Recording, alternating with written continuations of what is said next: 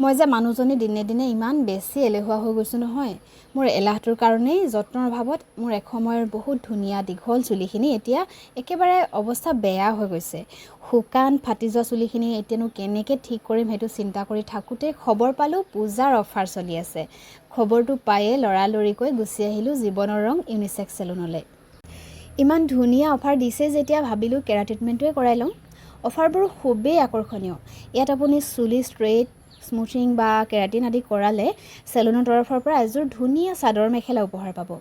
চাদৰ মেখেলা যদি ল'ব নিবিচাৰে তেনেহ'লে এটা ফেচিয়েল কৰিব পাৰিব, আৰু যদি ইয়াৰে এটাও নিবিচাৰে তেন্তে কেছ হিচাপে 10ৰ পৰা 20% ৰেহাই গ্ৰহণ কৰিব পাৰিব।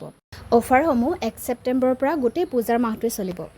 অফাৰৰ সুবিধা অকল ছোৱালীসকলে নহয়, পুৰুষসকলেও গ্ৰহণ কৰিব পাৰিব। পুৰুষসকলৰ ফেচিয়েলৰ লগত হেয়াৰ কাট ফ্ৰী। ইমানবোৰ অপশ্যনত অফাৰ মই আগতে বেলেগ ক'তোৱে পোৱা নাই।